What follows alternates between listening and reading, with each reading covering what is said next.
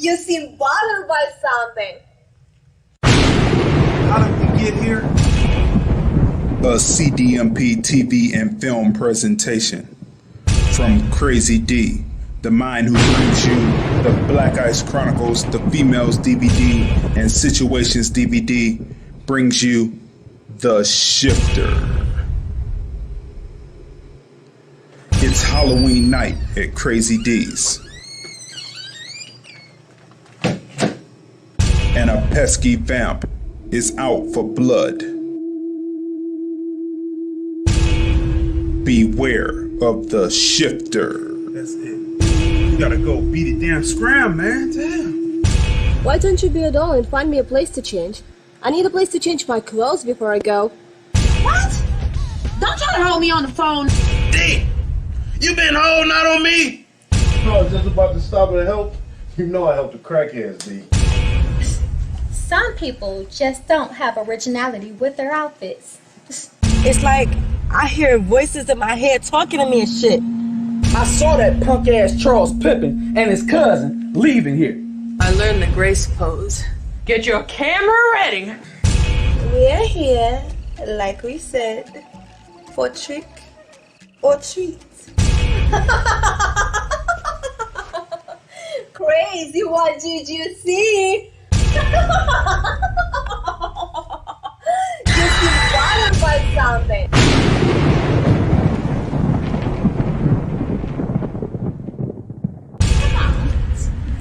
You see that shit? Hey, that crazy fuck in there. Oh, what the fuck that was for? Right. Shit. Can't stand that shit. Well, who's the pit bitch? Like, I What don't the fuck was she need all hoes? I saw her to scratch that, poke that bitch eye. Beware of the Shifter. Be at the premiere if you dare.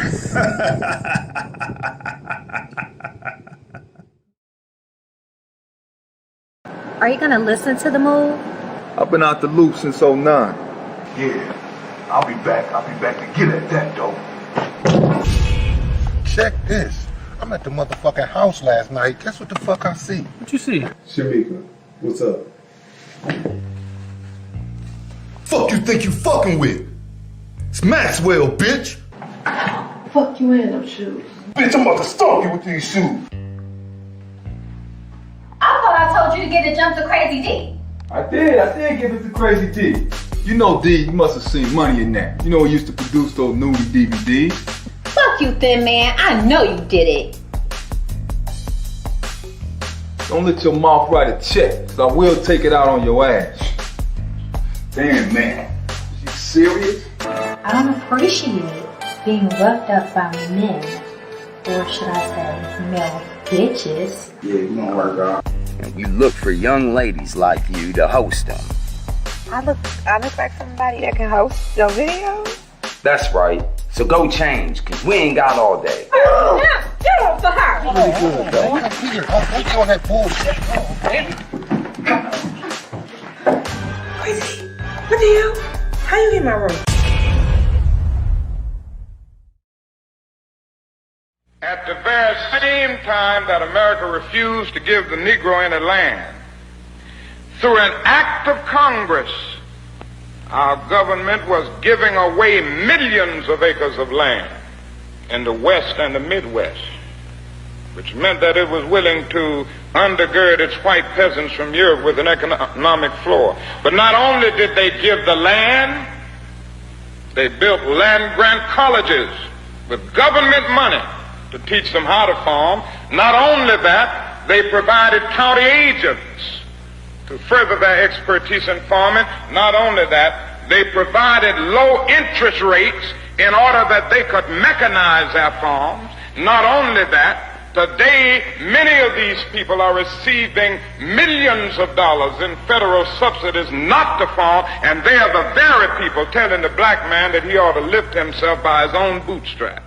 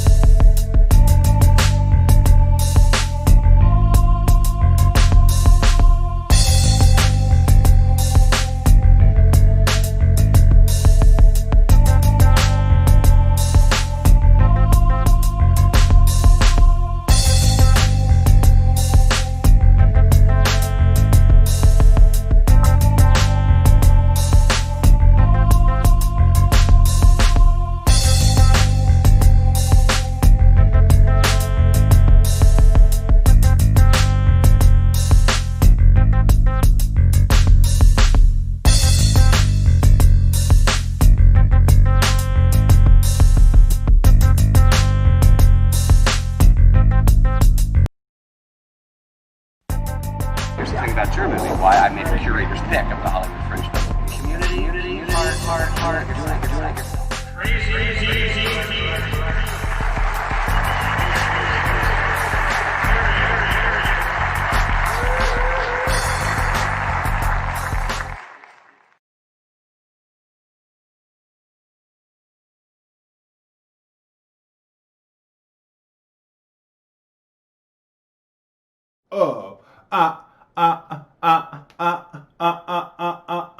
What's going on, people? Welcome to another great episode of #Observations by Crazy D with my special guest host, my sister Tanya M. Congress. Let's check out the mic. Let's see how everything is going today. Here we go. Good morning, International. Good morning. Good morning. Good morning. Can you hear me? Hear me? Okay, cool. So, we're here this So how's your morning going so far? Wow, that was a gap in there. What's going on? Look, out of practice just a couple of days off. Okay, here we go. This morning is going okay. It's kind of dreary here in Cleveland, Ohio. Starting to get cool, starting to get the cool weather. I was glad I didn't have a lot of trash to sit out yesterday, so I didn't have to sit it out. It could wait till next week. Because I opened that door and I was like, I felt that cold. I was like, oh, shoot, I'm not ready for that.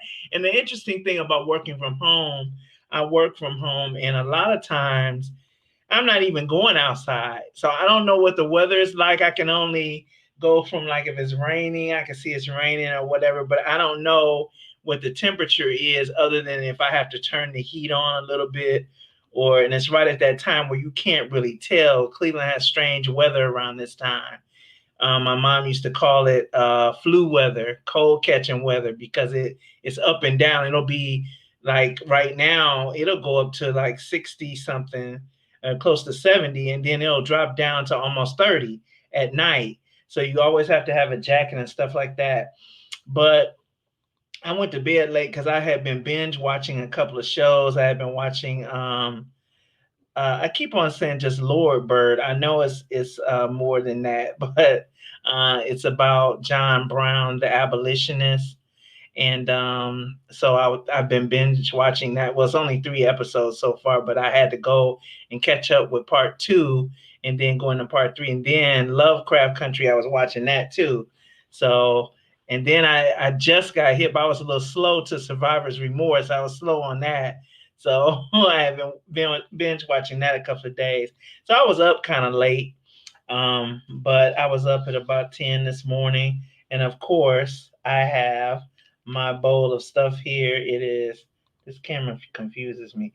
So I have frozen strawberries, it's like strawberries and frozen pineapple. And I got some walnuts in here today. And I have some ginger, of course. And then I do real bad with this water. So I got me this big old cup, and I'm drinking water out of this cup today.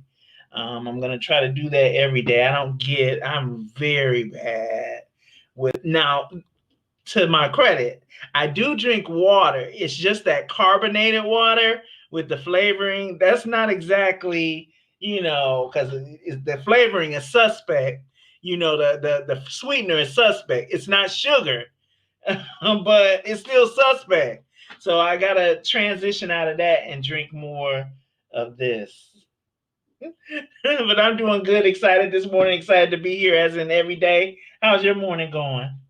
Hey, it's pretty good. We're in Las Vegas. It's a nice 68 degrees. The sun is shining, but you can see the change in the shift of how the sun rises from the east. So you know that we are definitely in fall. Right? We're definitely in fall. First of all, 213-943-3358. The chat line is open. 213-943-3358. If you want to just listen, just dial in and listen. But if you want to get in on the conversation on your touch tone, press 1. and the signal will be sent to me, the icon will be sent to me that you want to get in on the conversation. And remember, the touch tone is a invention from an American black woman. That's right, technology, touch tone, right? So look, what else is going on here? Let's see. Okay, we have to shout out first to our people who are watching us on Periscope, Vimeo, FB, and of course the Film Review Life channel. The Film Review Life channel on YouTube. Make sure you go there and you press subscribe, smash subscribe, smash the like button, smash the share button, share this out on all the various platforms to all your people, tag your people in it, because we're getting ready to take a trip. Now, speaking of carbonated water, when I and my wife met at Cleveland State at the cafeteria, they had this brand called Clearly Canadian. And my favorite flavor of Clearly Canadian was the cherry, because I grew up liking cherry gnarlators, cherry sticks, right? And then when I tasted cherries, the fake cherry wasn't too far away from the actual cherry, so I wasn't too disappointed. But Clearly Canadian had the sparkling water, and it was so good. And what happened was they used to give us these lunch cards. I'm going to tell this real quick. I was in a summer program called the class program that pretty much made you ready to be a super freshman by the time you got there in the fall. You would know where classes were, how to go around the campus and get to places easy. So we were in the dormitory in the summertime, so they gave us these lunch cards, right? So every Sunday evening, the cafeteria would close at about 5. And I don't know if this was groupthink, but it was a good groupthink because, well, not so good for the cafeteria, because everyone would take their food cards and go in there and stock up their refrigerators from out of the cafeteria. So the cafeteria on Monday would be depleted. I mean, they would have to reorder and stock up to be ready for that Monday, because that Sunday we would wipe them out, right? So then, of course, they came down and said, no, that can no longer be done anymore, and that wouldn't be honored and such and such. Always taking something away from American black ingenuity, how to stock up, how to have your place. It was, so in other words, you were allotted a certain amount of money on this food card, but they didn't allow you to use all of the money on the food card. Always some kind of snit in the game, right? 213-943-3358. So that was group think. Like no one told someone else that they were going to do it. We just naturally knew. For some reason, we just naturally gravitated and said, hey, let me pick up about 6 or 7 of these Clearly Canadians. Let me pick up a couple of those sandwiches and put them in the refrigerator to have. 'Cause, at night, when the cafeteria closes, as a young person, you will starve. You're in the dormitory, nothing is open, and you have to wait until 6 a.m. for the dormitory cafeteria to open. And then later at 10 o'clock, the UC cafeteria would open. So you had to wait. And you'd be starving. And if you didn't have some money to go out to the subway, so stocking up gave you that opportunity. But then they cut that about the 3rd or 4th weekend, and then they had us starving. You understand? So you only could get one meal. It's always some kind of snit in the game, because you were allotted this certain amount of money. So yeah, So what's the topic? But what are you doing with the sandwiches? What did you say one more time? I said, what? Okay, sandwiches sitting all weekend, they're no longer fresh on Monday. They may as well have let you take the sandwiches because they're not fresh.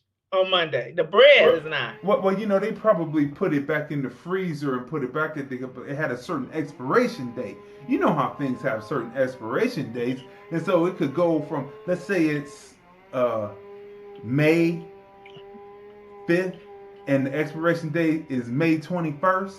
And then they say they just put it back in the freezer and bring it back out and put it on the shelf. You know what I mean? So, that's what was happening. So, just a little snit in the game. It's just like a little snit in the game. And another group think while I'm thinking about this, because this goes to the topic that we're talking about today. Another group think was, we were at a banquet for the class program, and they had these extra oversized black napkins. They were oversized, right? So I was sitting up there on the DJ booth, and I'm sitting there and I folded over. I didn't get it dirty, I didn't get it greasy, and I had one that I greased up, but then I had like a couple, and I kind of bent down and I tied it around. I said, this makes a perfect bandana, and that was the bandana era. You know what I mean? Naughty by Nature, all them. So when we got back to the dormitory, everybody had one of those oversized black napkins, a couple, and they were using them for bandanas. So they gave us a fashion accessory at the luncheon. Of course, we had to hear about it because they said they're missing napkins. What are you going to do with those napkins? You were going to wash those napkins with the greasy chicken stains? So that is an example of group think and how we don't have and don't exercise group. We exercise group think on certain things, and everybody say, oh yeah, and they smack hands and say yeah. But when it comes to the scorpion and the frog, the political trade-off is often death. That's right. The scorpion and the frog, the political trade-off is often death. In Fargo 4, this past weekend, episode 4 of Fargo 4, there is a sequence where Lloyd's son and Lloyd's henchmen are jailed. The police bust into a jazz club. And, jazz was equated with quote-unquote drugs and all that. So they bust into this jazz club. You don't see it, but you see the aftermath. So they're in the jail, in the holding cell. And the rival boss, Josto Fadda, comes in, right? And he enters and he says, I'm paraphrasing, I'm seen as law-abiding, but you're seen as criminal. Even though I'm selling dope or women, I can run for president, but you can't. We've discussed the difference between deviance and defiance.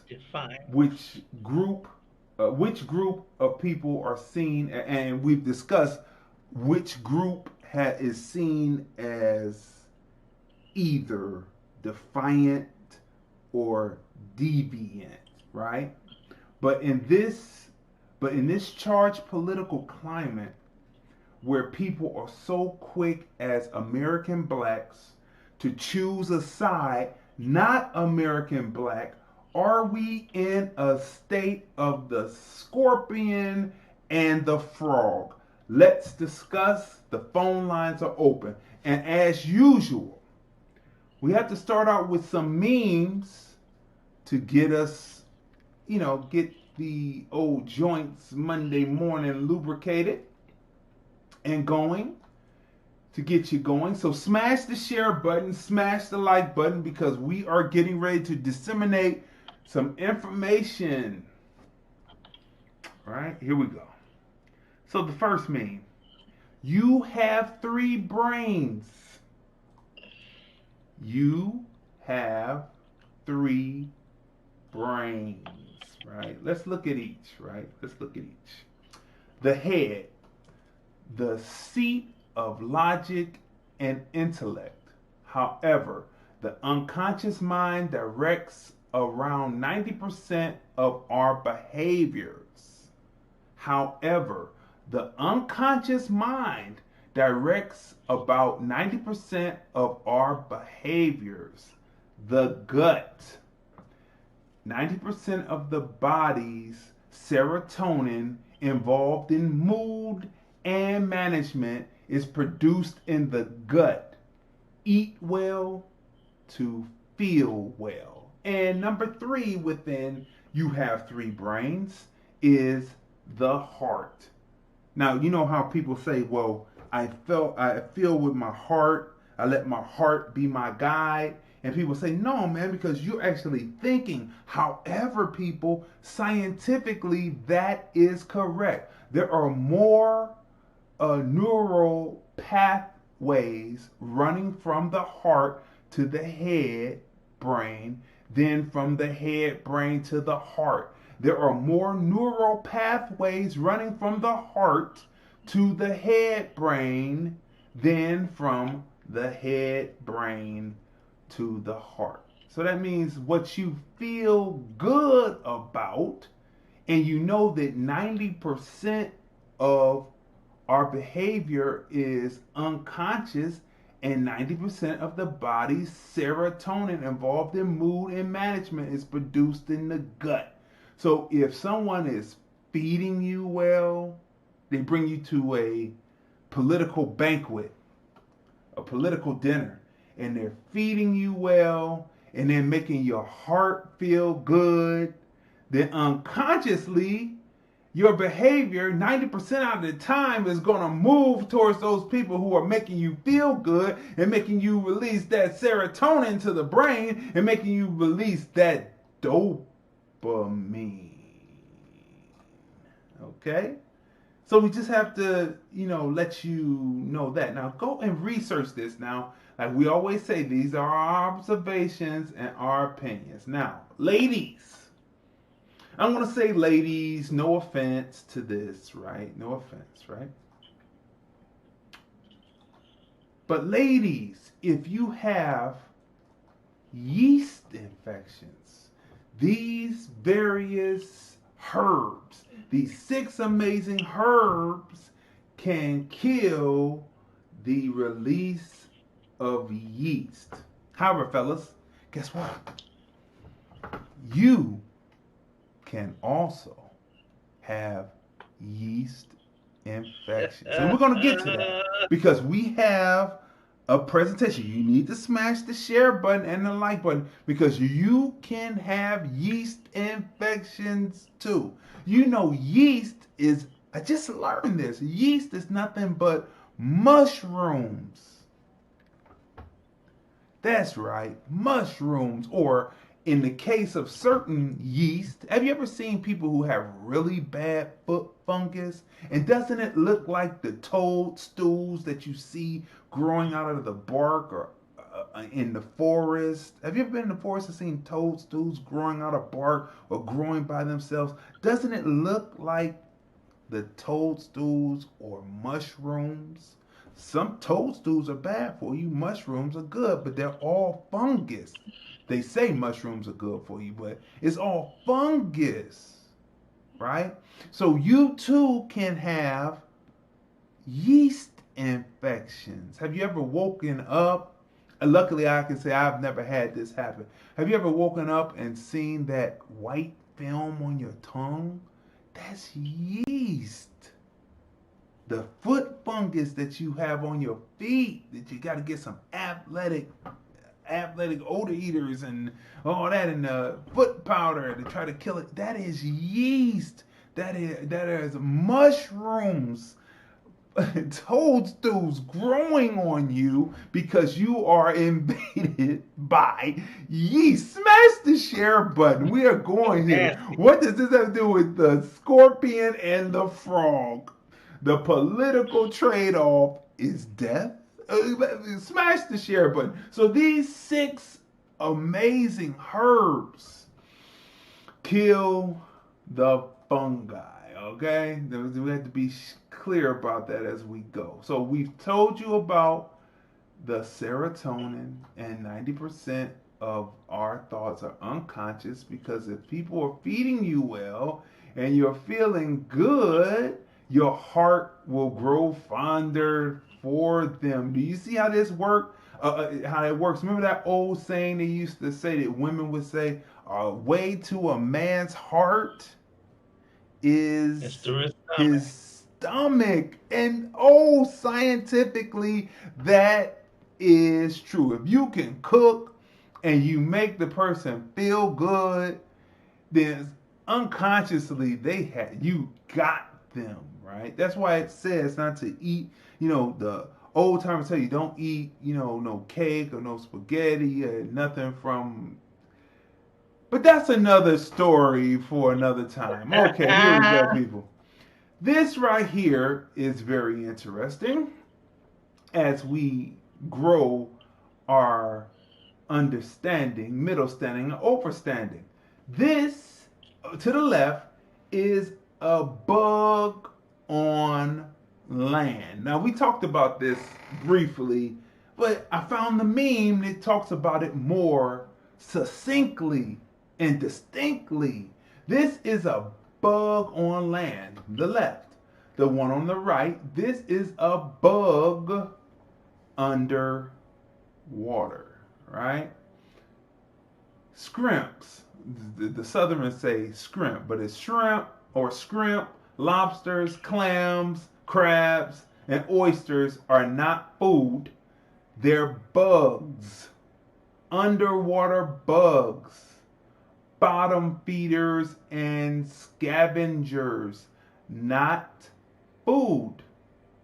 They are underwater bugs, bottom feeders, and scavengers, not food. Now, we talked about Leviticus last week, and we talked about the certain type of crickets and locusts that you can eat from that are good for protein. But this is not that. But again, we work unconsciously, and if something tastes good, it hits our stomach, the serotonin releases, the person is making you feel good, your heart feels fonder around them, your brain, though the seat of logic and knowledge, will subconsciously go their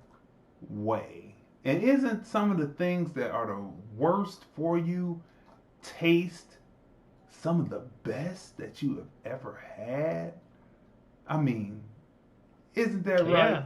What you got to say to that so far? That's so true. I remember my grandmother, oh my goodness, holiday time.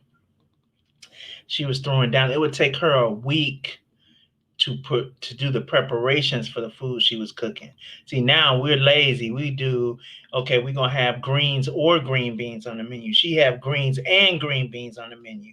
She'd have fried chicken. She'd have turkey. She'd have a ham and chitlins. She would have, and 70, she had them army pots, and she would clean and cook 70 or 80 pounds of chitlins, enough for an army. And when she fried that chicken in lard. See, y'all don't know nothing about that. And lard is pork fat. So there is no better tasting fried chicken than fried chicken fried in lard in a cast iron skillet. But you know what? When that lard resolidifies back up after it cools off, that's the same thing it was doing in our arteries. So we ceased using lard and we moved to Crisco. Now Crisco, it solidifies back up too, so we moved to cooking oil. And the chicken tastes less, you can still make it taste good, but it still never tasted like it did in that lard. The greens with the 2 inches of grease packed on the top from the ham hocks, when it cools off, and then you eat those. Nothing tastes better than that. Pork is basically, it's its own flavor. Like you barely have to season pork. lightly seasoned. If making pork chops or something, lightly salt and pepper, not a lot of anything. But this stuff kills, right? So here are these things. Now, I was a seafood person, and I had heard that lobster looks just like a bug, giant roach. You know, I knew that. It still tasted good. But when I set my mind on something else, those are things that I had to let go of because I know what they are. Not only that, they cause high cholesterol, which I've never had. That's odd. With the other things I was diagnosed with, usually it comes with high cholesterol, but I never had high cholesterol. So, but I let that stuff go. And when I'm looking at that right there, and I think of the look of a roach, because, I used to rehearse in this place back in the 80s, and they had these big prehistoric roaches that was the color of the lobster. They were the color of the lobster, but they looked like the bug on the left side. And it was unbelievable. I said these things had to be prehistoric. They've been around for years. They've been around a while. These ain't no things that just born. They weren't the regular kind of roaches. They were something else. So yeah, it's not good for you. That's not the only thing that's not good for you. Red meat isn't either. But we have to become more conscious. So that right there, you're looking at it, it's just disgusting. And man, I never tried crawfish and all that. I'm guilty. Oh, let me say something about that. I was at a Chinese buffet back in Jersey, and they had on the dinner menu they have crab and crawfish. That stuff was dirty. They hadn't even cleaned it good. If y'all don't know what a dirty crawfish or crab looks like, it has this yellowish kind of film on the bottom of it, like some kind of substance, like it came straight out the ocean and was cooked and not cleaned. And I couldn't believe it. And I had already took a bite of it before I saw that, because I had it flipped on the other side, and then and it tasted funny. And I flipped it over, and then the people that I was with, they said the same thing. Like, this tastes funny. I looked at it, this yellow. I said, what? I mean, so you actually got this on your buffet for real? You didn't clean it for real? So to let you know, that's the filth from the bottom of the ocean. It is the filth from the bottom of the ocean. All the excrement, all of that stuff, that's what it is. They got to take a dump in the water. All of that stuff is going to the bottom of the ocean, and that is what's on the stuff. Did you ever think that maybe that was their defense mechanism? Spitting out the yellow stuff. Maybe that was a defense mechanism that you were tasting that wards off the predator animals that come, predator water animals, or I don't know what you would call that, but the predators in the ocean, maybe they ward off the predators with this yellow gunk that they were shooting out. Maybe you think that's why it tasted funny, and you were eating basically poison. Right, good thinking. I had not thought of that, but I said at that point, I was like, I'm done with this. I'm done. Because I still was having some shrimp and a little bit of that. I had let go of the red meat, but I was still having some of the seafood, and I was like, I'm done. This is disgusting. I'm done. And then with the crawfish, if you don't break the head off, where you're supposed to break it off, there's poison in between the head and the body. You're eating from the body, but you got to break the head off. See, that's too much. That's too much thinking to have something to eat. Sorry. Just like the blowfish, huh? Japanese. Look, what's this? Connection is too slow. What? They're trying to cut us because we're just talking about. Come on now. Really? I can't believe it. All we're doing is talking about food and talking about the mind, the gut, and the heart, and how that ties into The scorpion and the frog, the political trade-off is death? Question mark. Smash the like button, smash the share button, because we are hitting a nerve here. And I don't know what this is about. I don't know if the bots are people are programmed by people who eat this, who this is their delicacies in their countries. I don't know. But we're just stating something to get people to elevate mind, gut, heart connection to move forward. Smash the share button. All right, people. This was an interesting meme. This meme came out, and I held on to it for a time like this, where we could look back and say, So this person said, random thought, somebody is going to name their child COVID. #watch. That's interesting, right? We want to shout out to Jay Cool from Cleveland, Ohio. He's the one who put that meme together, and those are his words, so we want to shout out to him. I thought that was a very interesting meme. Now, here's another meme that I held on to for an occasion such as that we are in now. NASA finds evidence of a parallel universe where time runs backward. NASA finds evidence of a parallel universe where time runs backward. Have you ever said that, it's like that time is repeating itself, or it seems like you keep doing the same things over again? Is it because you're knocking up against the parallel universe that's running backwards, and somehow you're knocking up against it, and the shock is making you repeat, rinse, wash, rinse, repeat, wash, rinse, repeat, wash, rinse, repeat, rinse, wash. What's going on, stereo? Thanks for checking in. Yo, so let's keep on going here.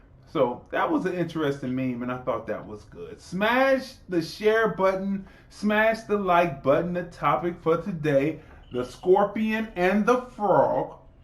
The political trade-off is death. Let's go to the next one here. Here we go. Now, this is interesting, right?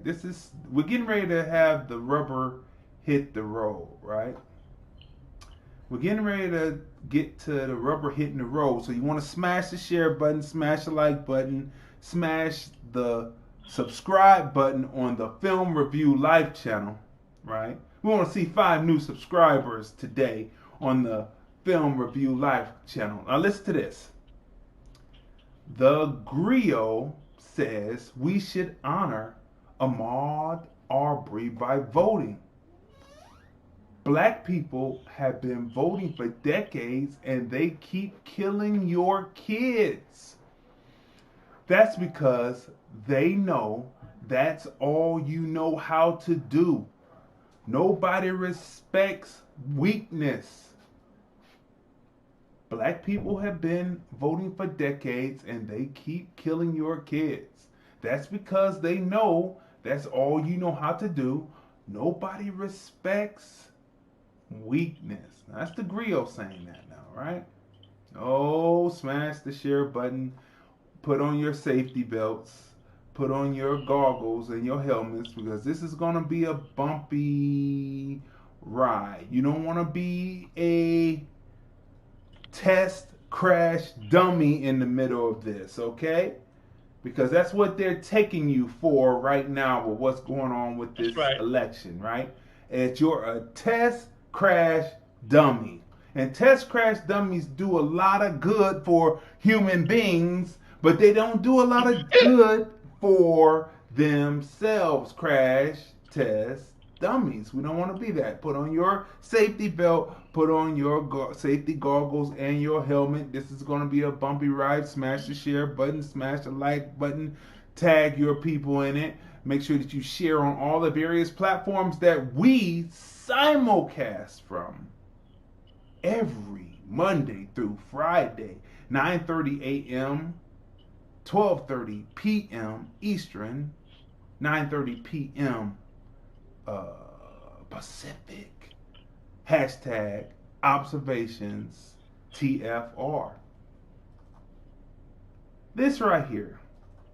This was a meme.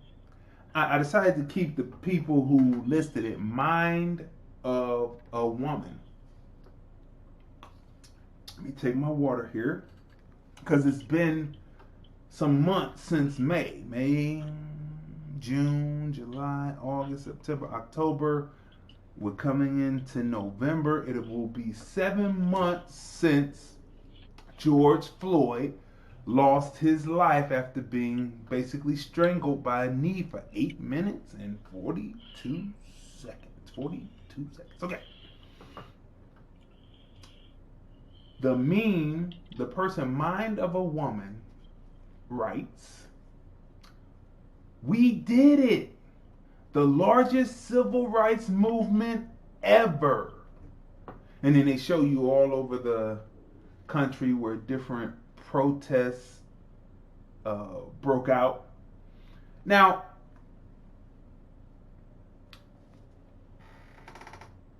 it's the largest civil rights movement ever. 213-943-3358. Buckle up. This is going to be bumpy. The scorpion and the frog. The political trade-off is death. What was accomplished through all of this protest? What laws, what legislation was put in that was turned into law and made to have teeth by having funding put through to it from local and national governments, from municipality, local government, municipalities, to the federal government in the Senate and the House of the United States Congress. What has been passed?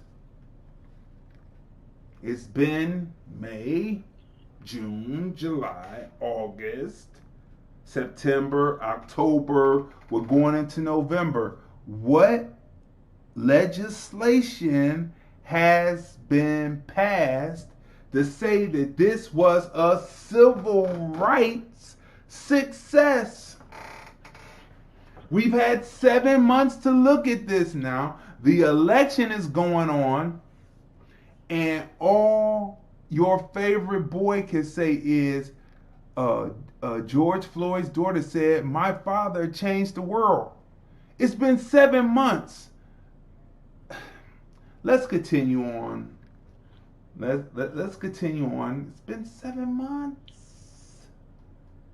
And what did the Dems tell you? Well, wait until Joe is elected. They played you. And you know, let me say something about that. Okay, let me bring this down real quick. Bring you back up. Okay, I can tell you what has happened in 7 months. What has happened in 7 months? And you had all that red up there.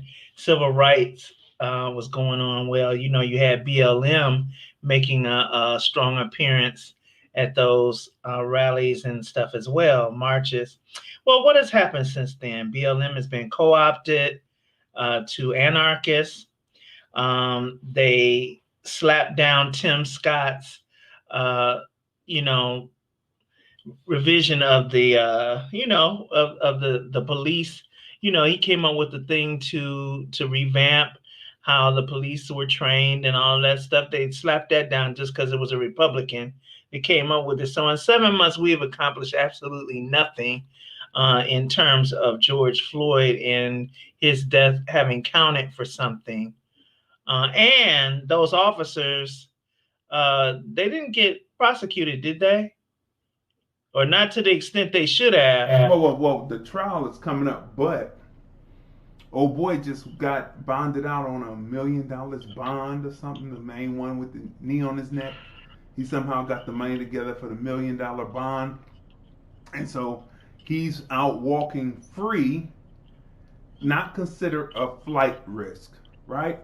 So all of this was happening, and we covered this extensively on the Film Review, Movies, Music, Culture, Politics, Society podcast, hashtag TFR Podcast Live, every Sunday at 5:30 p.m.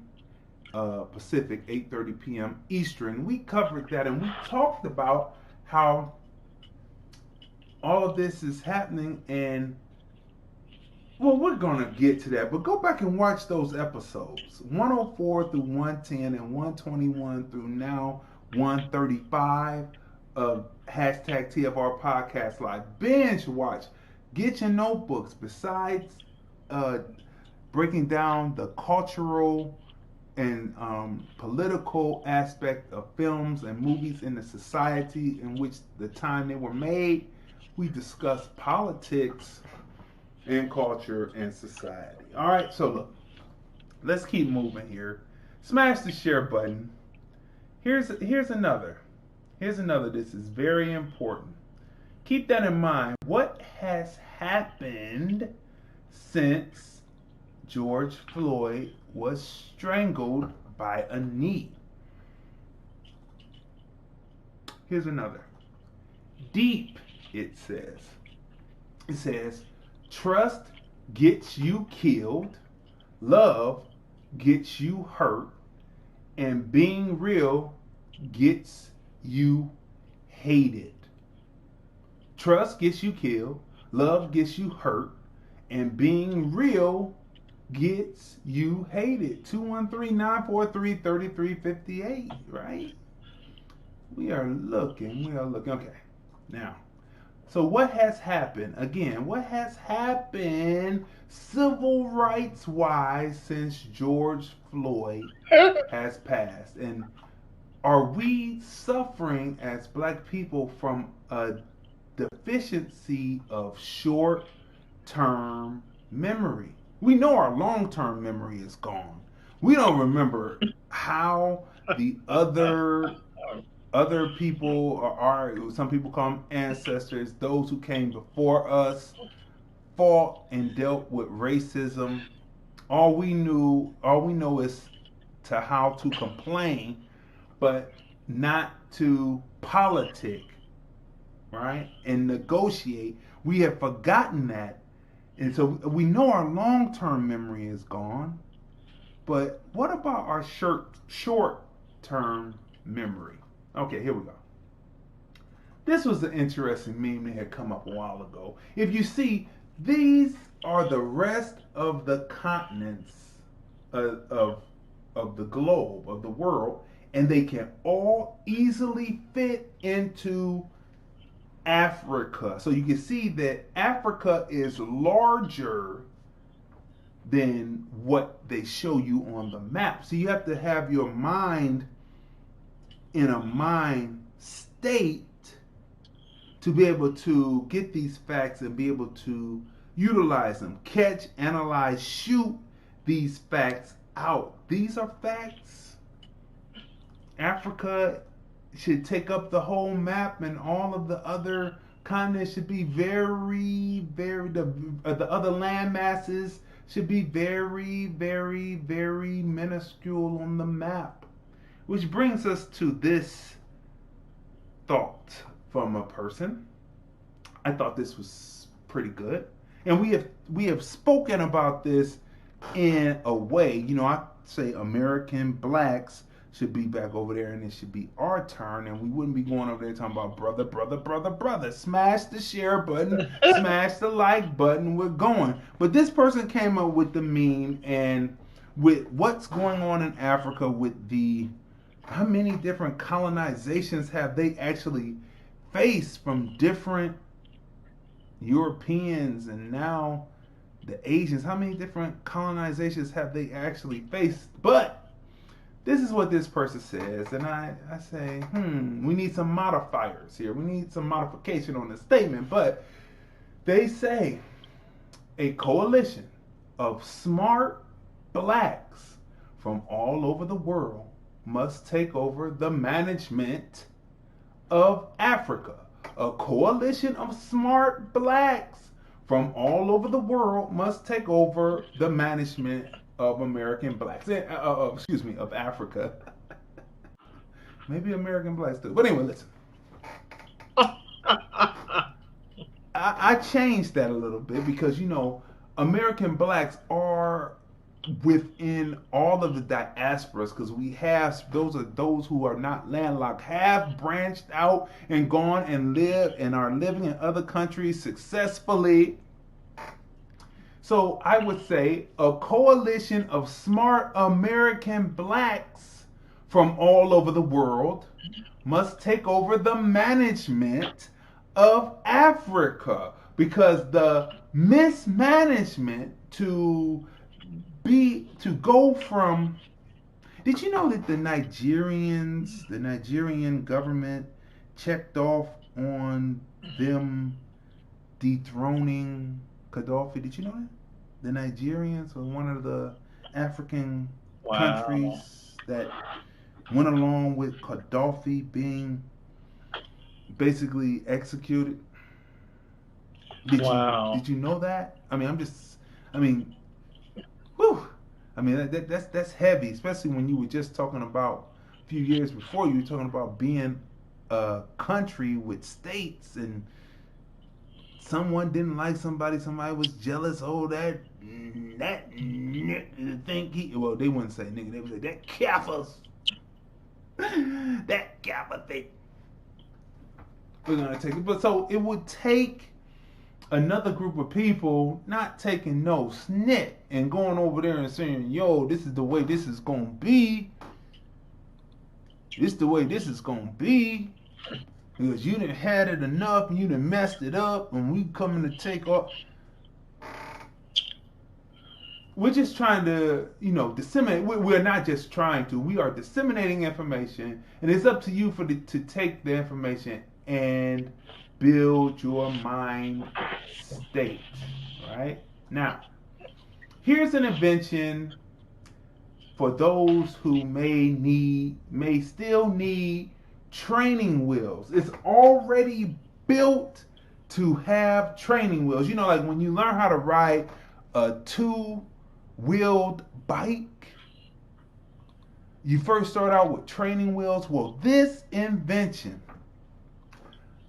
already has the training wheels permanently there, because sometimes you might get a little bit off kilter and want to lean one way or the other, depending on how your mind, gut, heart connection is operating, right? And so the tricycle, that's right, people, that's right, an invention by an American black man. That's right, that's right. On this day, not this day, but the day that the meme was put out. On this day in 1888, inventor Matthew A. Cherry patented the tricycle. Years later, it has evolved into a very useful mode of transportation. A three-legged stool is good. A four-legged stool is even more sturdy.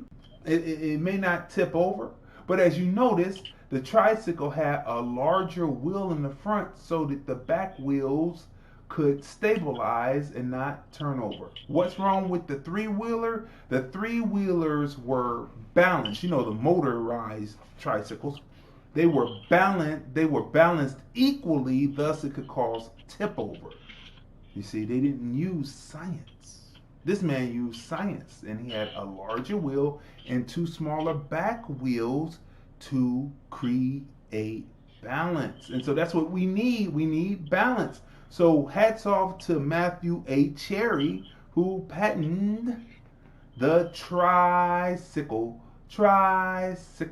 I want to ride my tricycle. I want to ride my bike. All right, people. Let's stop beating around the bush. Let's stop. We have warmed you up.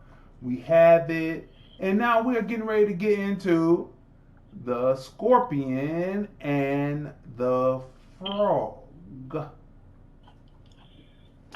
The political trade-off is death. Let's look at it. Okay. Got some definition for you, right? All right. The scorpion and the frog is an animal fable which teaches that vicious people often cannot resist hurting others even when it is not in their best interests. This fable seems to have emerged in Russia in the early 20th century, although it was likely inspired by more ancient fables. Well, we know it was inspired by more ancient fables, but let's keep going. We know where it came from. Okay. Persia fable. Now, there is a variation of this fable that came out before the Russian version that has to do with the scorpion and the turtle. The scorpion and the turtle, it's a turtle who carries the scorpion across the river, and the turtle survives the scorpion's sting due to its protective shell. The turtle is baffled by the scorpion's behavior as they are old friends, and the scorpion must have known his stinger wouldn't pierce the turtle's shell. The scorpion responds that it acted neither out of malice nor ingratitude, but merely an irresistible and indiscriminate urge to sting. And the tortoise or the turtle says this: truly have the sages said that to cherish a base character is to give one's honor to the wind. A base character is to give one's honor to the wind, and to involve one's own self is embarrassment, right?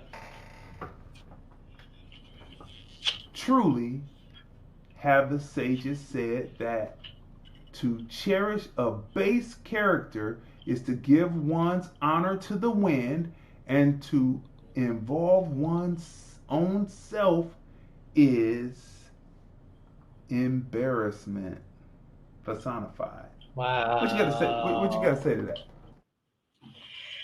That is so true. That is such a true statement. Truly have the sages said that to cherish a base character is to give one's honor to the wind.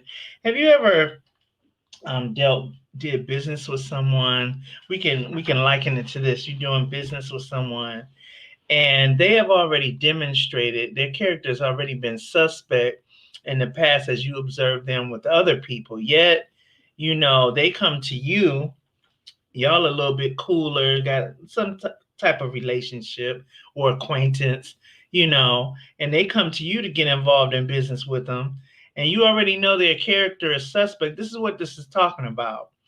To cherish, so when you enter into a business or contractual agreement with them, or that's a trust, and so that's a cherish of a person who has a base character that's already been presented to you, is to give your honor to the wind.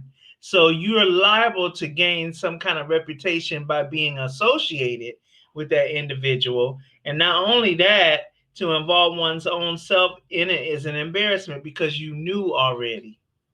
You saw it. You can't get a picture that's already painted and then paint a different picture on the canvas. It's already a picture painted on the canvas. So to try to paint over it is a mess. And that's often what happens when we bypass our inner intuition to enter into contractual agreements, relationships, anything else where you already saw that the character was suspect. It embarrasses you. It certainly does, right? Which gets us to the scorpion and the frog. The political trade-off is death. Has not the candidates, I'm just going to say the candidates today, Have they not shown you something about each one of their individual characters or character? And so why would you then go out and sully yourself? But then it gets back again to how your mind, stomach, and heart is connected, and how much you are more about having the pleasing feeling of your stomach being filled, them appealing to your heartstrings through what they say.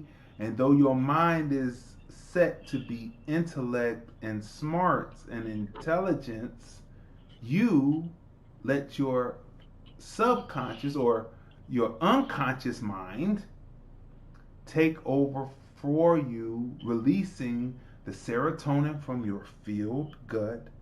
The love that you feel from your heart will make your unconscious mind make you move in directions that are not good for you. The frog knew. The frog knew. Let's look at the frog and let's look at the scorpion and the frog, right? This is the fable, right? One day, a scorpion looked around at the mountain where he lived and decided that he wanted a change. So he set out on a journey through the forests and hills. He climbed over rocks and under vines and kept going until he reached the river. The river was wide and swift, and the scorpion stopped to reconsider the situation. He couldn't see any way across, so he ran upriver and then checked downriver, all the while thinking he might have to turn back. Does that sound familiar? Like someone was checking and going up and down river, didn't think that they would have a chance to run for president, but suddenly he saw a frog sitting in the rushes by the bank of the stream on the other side of the river. He decided to ask the frog for help getting across the stream.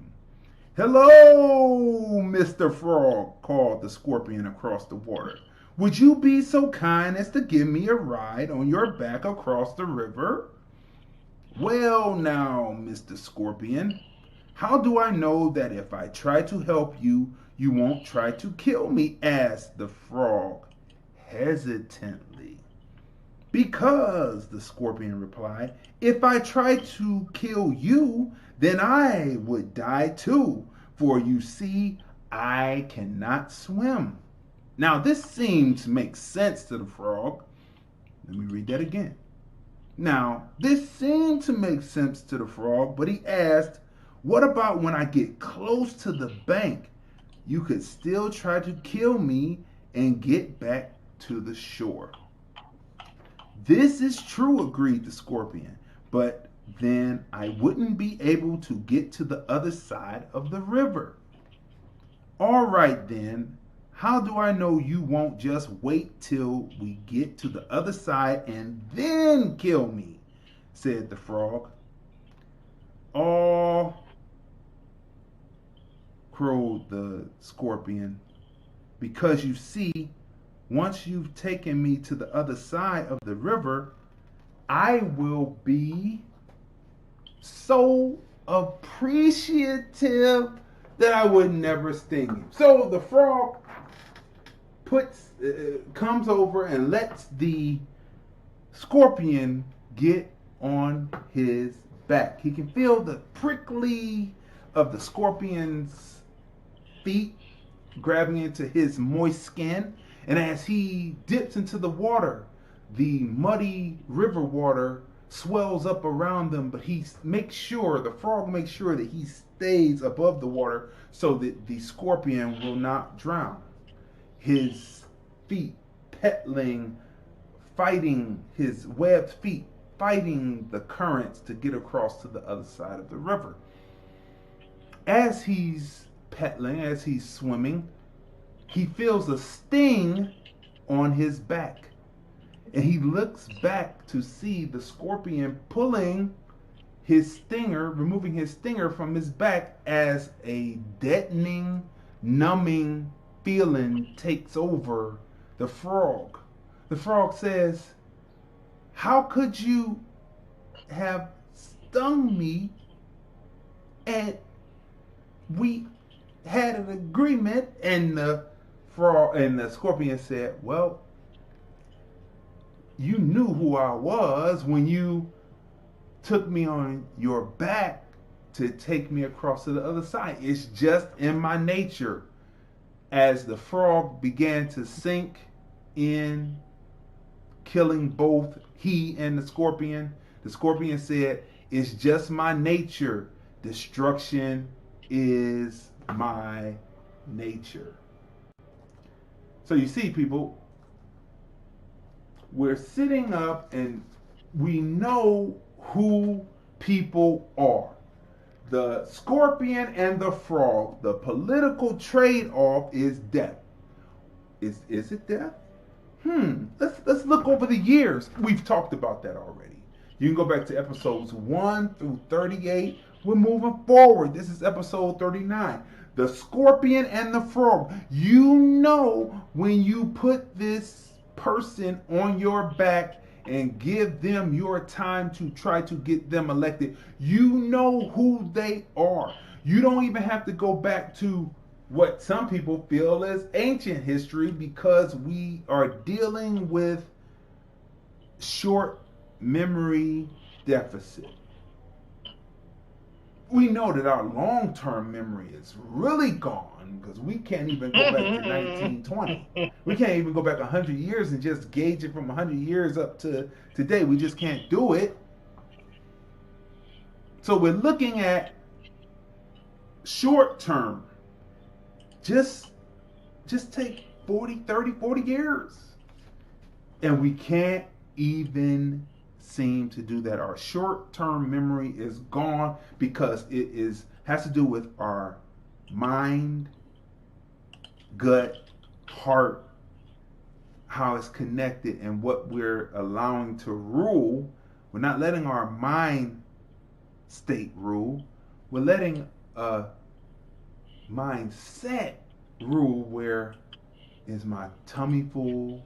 Does somebody say something nice that pulls on my heartstring, that I'm going to ignore what my intellect is saying, and I'm going to go with what my unconscious 90% of the time is telling me to do. And this is what this is. This whole situation with this election, all of this is, and every election, is the scorpion and the frog. When you think that someone is going to do something for you, when you could have just went on with your life and pedaled through and waded through the current of the muddy river to the other side, to get to the other side for yourself, for your kind, for your people. Because we know what it is. You know we've got that presentation, right?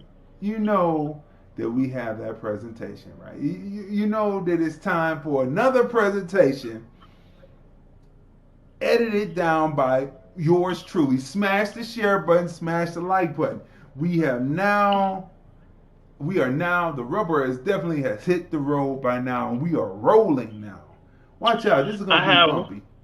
This right here, this is going to be so bumpy for some people. Because the first thing when Kanye West, that's right, I'm saying his name now, no secret. When Kanye West said, "I'm running for president now for 2020," everyone said, "He's going to split the vote. He's going to split the vote. Oh my God, oh my God, oh my God." Have you seen Kanye West well-produced presidential campaign ad?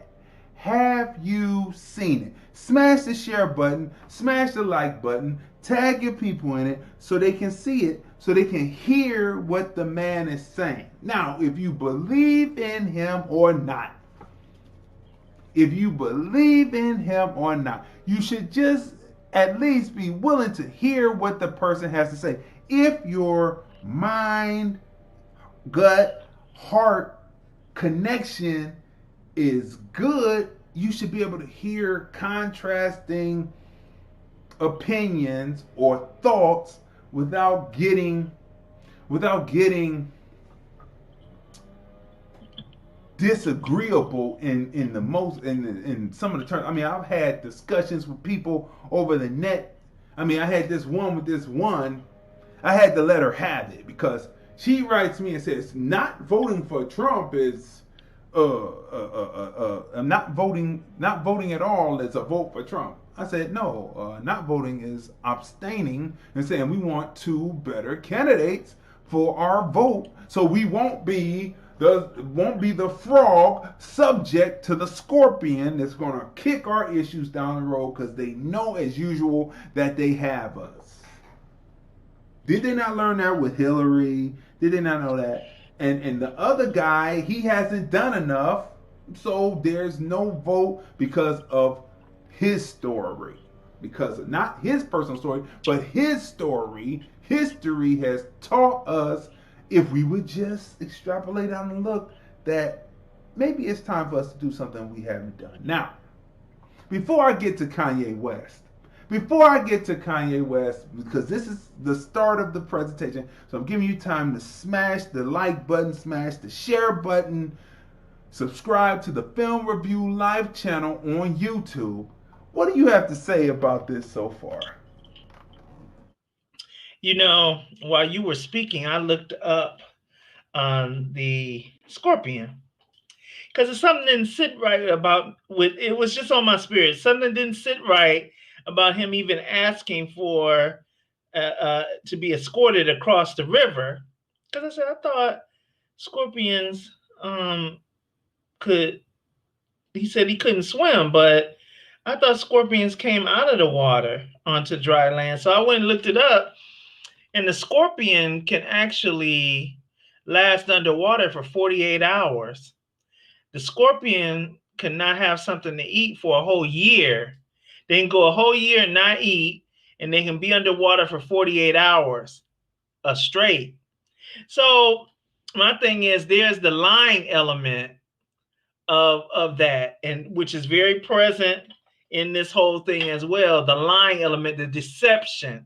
Deception is always present where you have all the rest of those elements present. So I just wanted to add that in there. You see that, people? We are dispelling even the fables, right? We're taking you and expanding so you realize that what people thought they knew, science lets you know new things. Now, smash the share button, smash the like button. I can tell the people did not like. They say, oh yeah, Kanye West coming up. Oh my God, I don't want to hear him. He's a sellout like Cube. He's a sellout like Cube. But are you selling out though? When you know that this scorpion has stung you already, are you selling out? What are you selling out for? Is it that full belly that you think you're gonna get? Ooh. Is it the way that the person talks to you with their heartstring? Did the video with the little boy, which I see as a disgrace, because segregationists have always been able to talk to little kids, but then when they get a certain age, they can't play with little Becky or little Johnny anymore because it is separate. It is segregation. They have segregated themselves away from American black people. So is it the way that your heartstring is pulled and that full belly that you think you have, that letting your intellect not shine through and let your conscious mind drive you 90% of the time? So let's look at Kanye West. Let's listen to what Kanye West has to say. It's interesting. 213-943-3358. I'm still waiting for the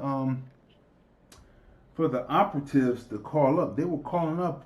They were calling out quite often, giving their points of view and all that. So let's see what Kanye West has to say here. Let's listen to his well-produced campaign ad. America. What is America's destiny? What is best for our nation? our people. What is just? True justice. We have to think about all these things together as a people. To contemplate our future, to live up to our dream, we must have vision. We as a people will revive our nation's commitment to faith, to what our Constitution calls the free exercise of religion, including, of course, prayer. Through prayer, faith can be restored. We as a people are called to a greater purpose than ourselves. We are not only a beacon to the world, but we should be servants to each other, to encourage each other, to help each other, to lift up each other, our fellow Americans, that we may all prosper together. We have to act on faith with the sure knowledge that we are pursuing the right goals and doing the right things. We will build a stronger country by building stronger families. Families are the building blocks of society, of a nation. By turning to faith, we will be the kind of nation, the kind of people God intends us to be. I am Kanye West, and I approve this message.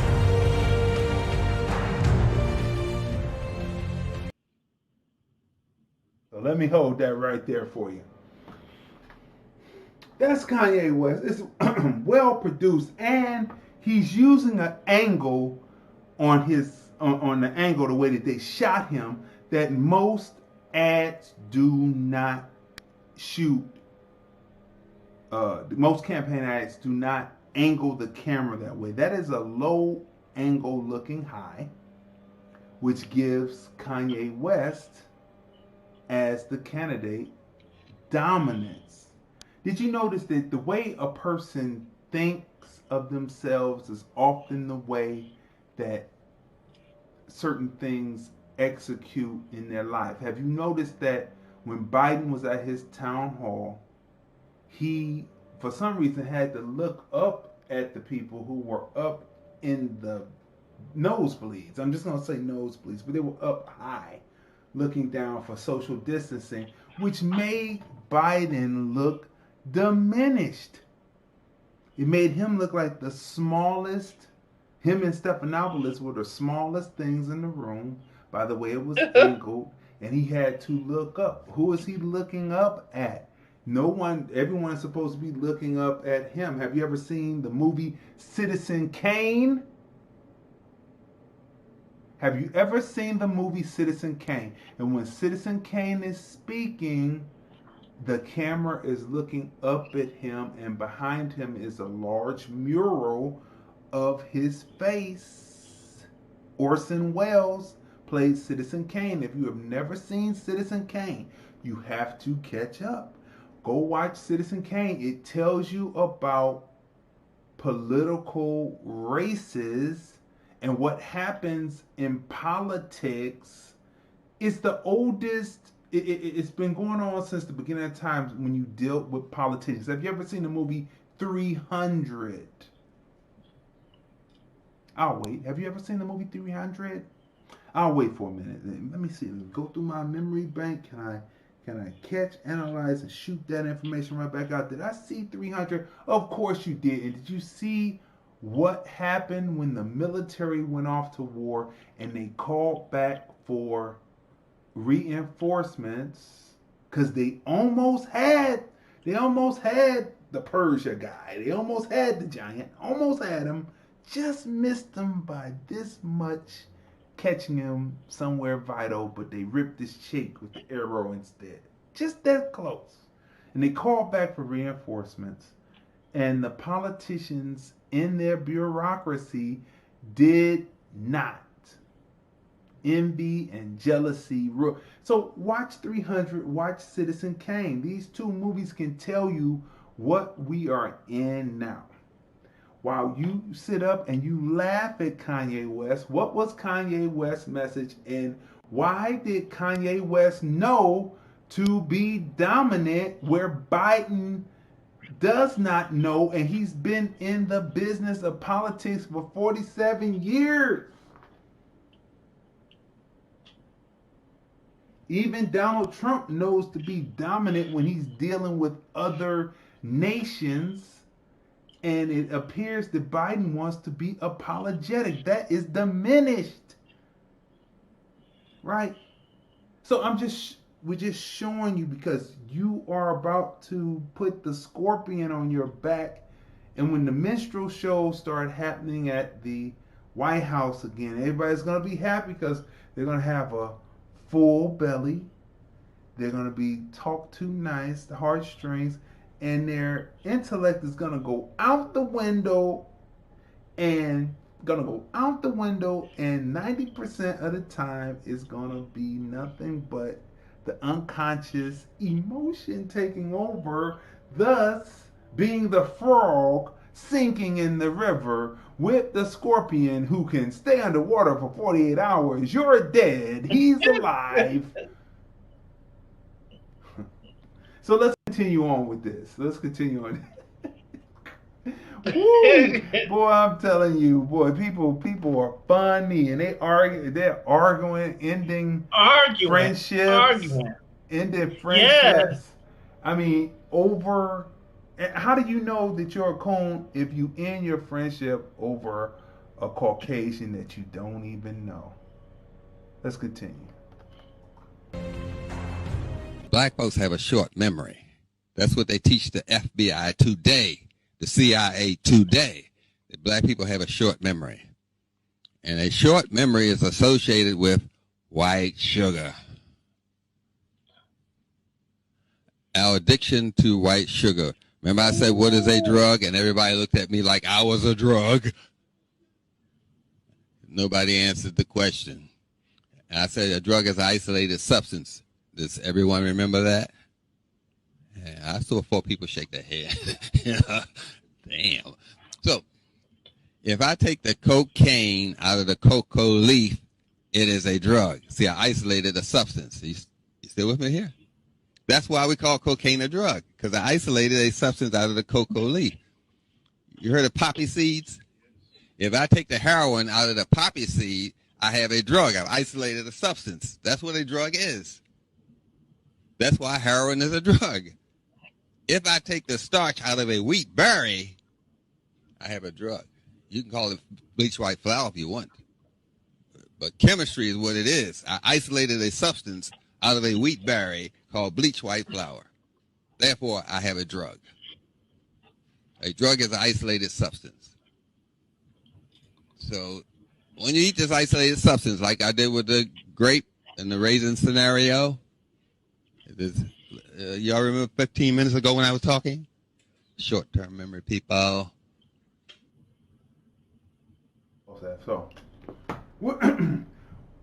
white sugar, the addiction to white sugar, you know, how many people actually, remember when you were a child and you would go to the corner store, you would get a bag, and we had this store called the Candy Stripe. I was a little bit too young to remember it, but my sister remembers it more than I do, but it was called the Candy Stripe. You could go in there and they had all kinds of candy all around the table. I don't want to knock anybody's business, you know, because candy is a big business. It's a controlled substance that's legal, that's put into something that kids fan over and they run to get it. They're fanatical over it. They want it. But do you remember going to the corner store? You get you some Boston baked beans, some Annihilators, some juicy fruit bubble gum. Not juicy fruit, but that bubble yum bubble gum, right? What else would you get? You get those candy sticks. What was that? The straws. Remember the straws with the orange? Yeah, the candy straws. And the strawberry. Right. The candy bracelets. The candy bracelets. Remember the candy rings? You would go yes. with the big ring and you would suck on the cherry or the watermelon ring. Do you remember all of that? And where was that plump straight down in? That was plump straight down in the American black neighborhoods. And when you went to the Caucasian neighborhoods, they would have to go to the grocery store and their mother or father would pick them out one thing because they had them eating fresh fruits and vegetables.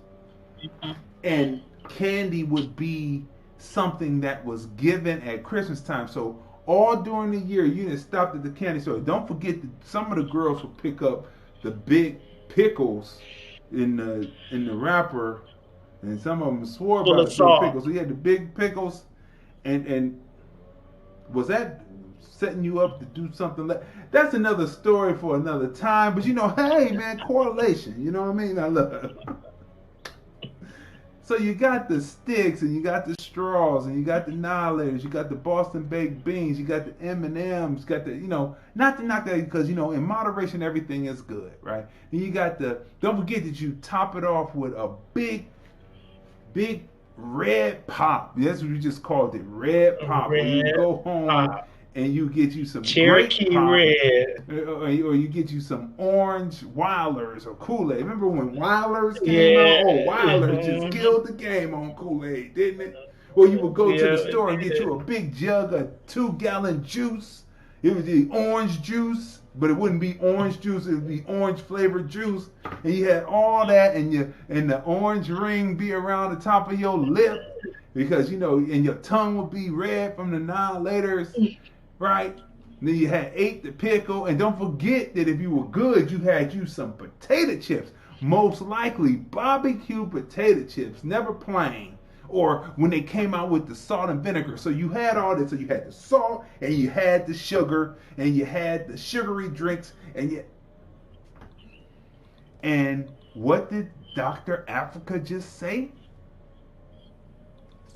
That the FBI knows that black people, American black people, we can just say whatever white organization that controls different diaspora, different black diasporas in the different countries, know that black people in those countries, but we're going to deal in our countries, know that American blacks deal with short-term memory loss, and it is brought by the consumption, the overconsumption of white sugar.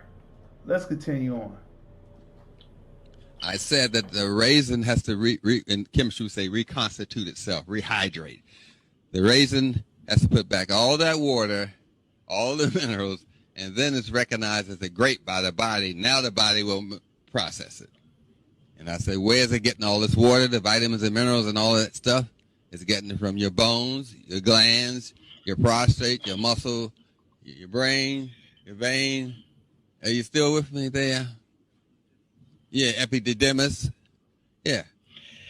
It's nothing wrong with information, it's how you apply it, you see? Mm-hmm. You have become essentially a drug to white people. They've isolated you from your culture. Are you still with me?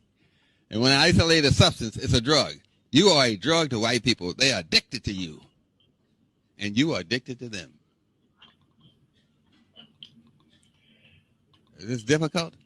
They like your music. They steal your music. They steal your dancing. They steal your slangs. Why do you think they're doing that? Because they're addicted to you. I mentioned a herb called chickweed, which reduces your craving. Your craving for masturbation, because the black people like to masturbate. They have a mastillator, which is an automatic masturbating machine, because brothers too lazy to eat and jerk off. It's sickening. But they got a machine for that now. People are lazy. They got dildos that light up. I'm just telling you. The most popular one is the pink one sold in the black community. I'm just telling you. The most popular one is the pink one. Why is the most popular one the pink one? Can you tell us, lady? Can you tell us, American black ladies? Can you tell? No, but this is not what this discussion is about. But this is grown folks talk, because this is very important, because we're suffering from short-term memory loss. And the reason why I know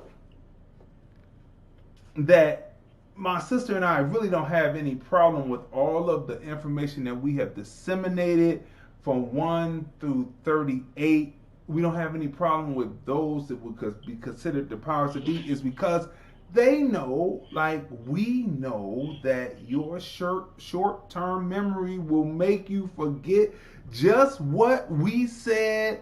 You may not even remember what we said with the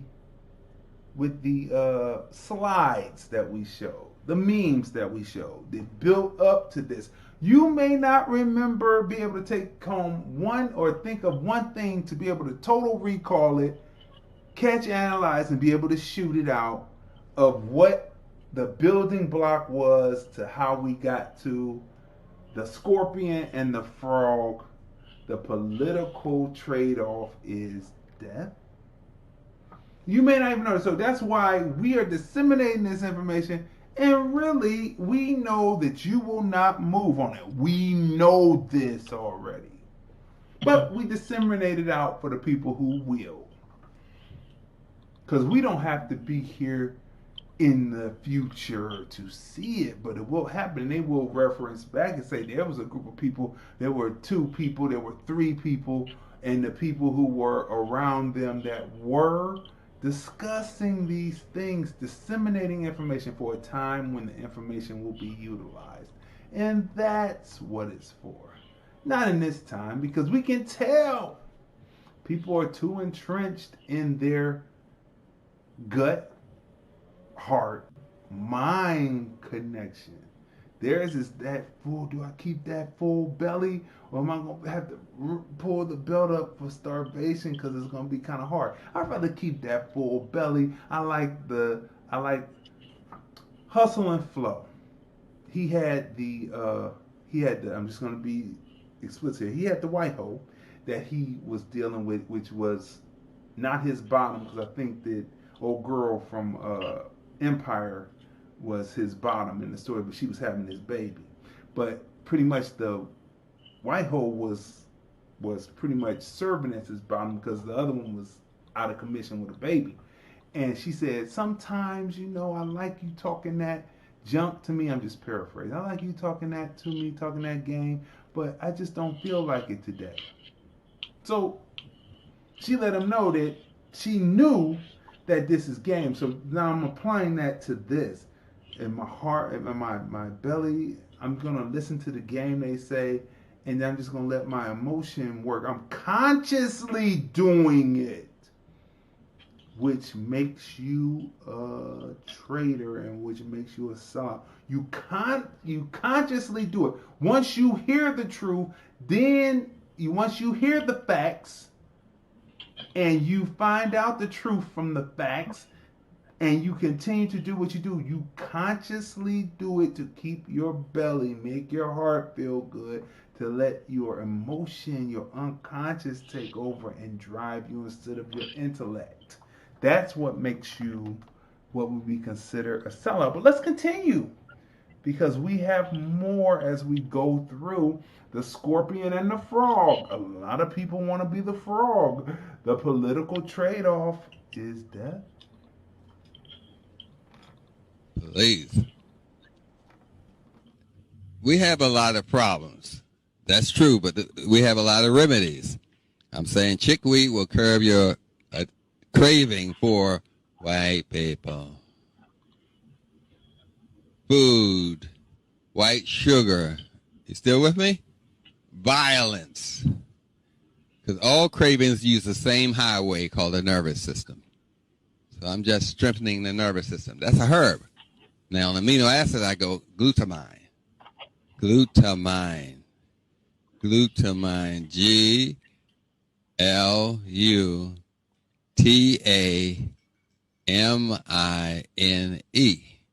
You have that? Just give me some things to help yourself. I don't want to mention the other one, but I guess I'll have to, huh? I think I have to. Manganese. Not magnesium. Manganese. That's the one that we block the absorption in a plant. And we block the absorption of manganese. You get a seedless grape, seedless watermelon. I block the absorption of manganese. Put it in the seed. The most dangerous person in the world is a chemist without morals. It's not the soldiers, the chemists. That's what Hitler flew the hell out of Germany when he was invaded. He put all of them on the plane and flew them out. Said, the hell, you can have everything, but don't take them guys. We need them. And the U.S. took them and did the atomic bomb and some other nasty things. Yeah. So I gave you just for a minute. A chemist without morals. The most dangerous person is a chemist without morals. You know, the same chemist that made something that came from a green monkey called AIDS.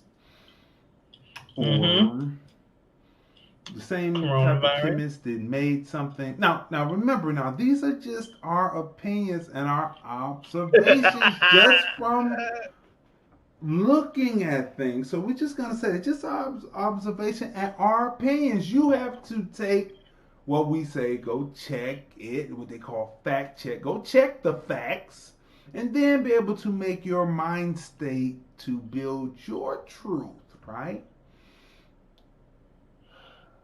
But I want to say something about that white sugar thing. The same chemist, the same immoral chemist that came up with something that came from animals and turned it into what would be considered a bioweapon. It doesn't have a turn-off switch, and people have to use their intuition to figure out how to put combinations together. Isn't that what Batman 1989 with the Joker was about? When it was Jack Nicholson as the Joker, and he had come up with the different combinations of using the deodorant and the lipstick and all that, and it would kill people. And Batman came with the equation and then came with the antidote. Right. You are Batman. You are Batman. You are Batman. And somebody that was immoral was the Joker. The Scorpion and the Frog. Now, these are just our observations and our opinions on things. What do you got to say?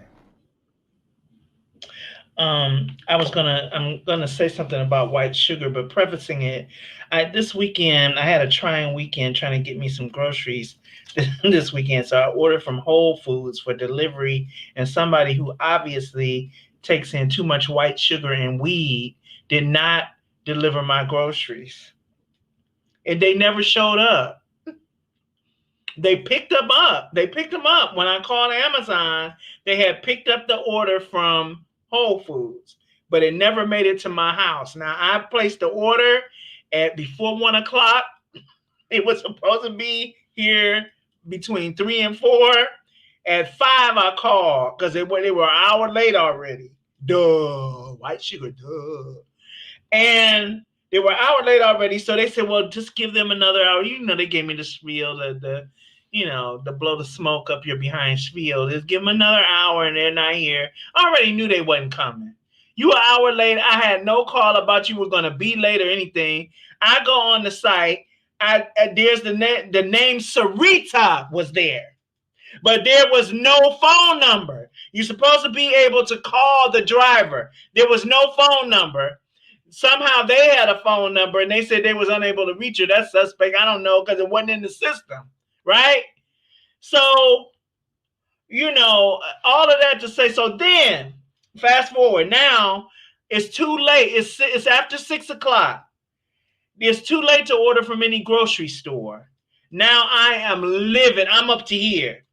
My thermometer is all the way at the top because I'm the combination of dealing with this over sugar-fied, over weed-fied person who did not deliver my grocery, who picked up my grocery. I had some good stuff in there. It all low sodium, no sugar added, all kinds of stuff, specific things that I wanted to have. And I didn't want to have to order out all of the stuff at the restaurants and the fast food stuff. It's high in sodium. That's what I was trying to avoid. So I am livid all the way up here. I'm livid. And no, I was livid. So I wind up having to order. Let's take it here. I ordered from Wendy's. The guy calls me. They don't have your avocado chicken salad, and they don't have the baked potato. Oh boy, I'm over the top now. I'm beside myself now. I am talking about a certain class of people. I say, Ma, I understand, because my mother had this issue.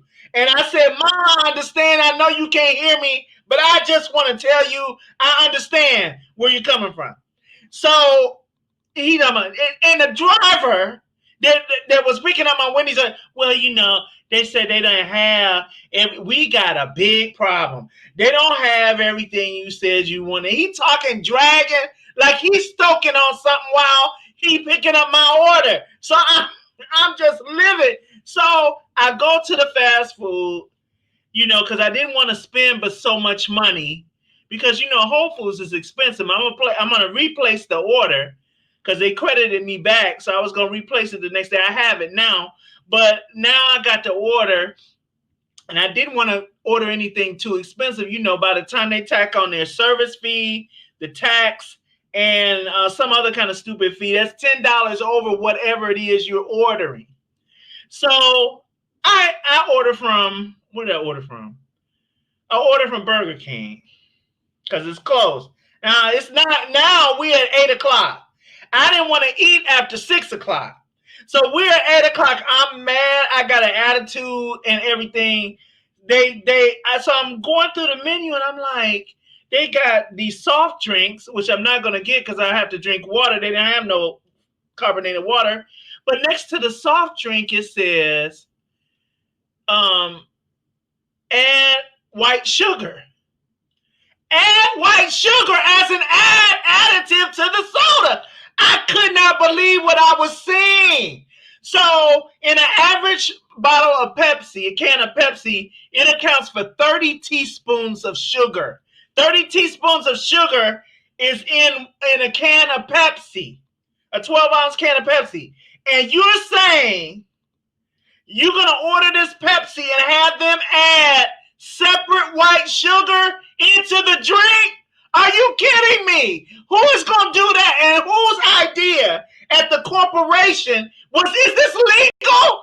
Whose idea at the corporation was it to add white sugar as an option on the beverage? I cannot believe it. I cannot believe it. Every time I think I've seen everything, I wake up and see another day. I could not believe it.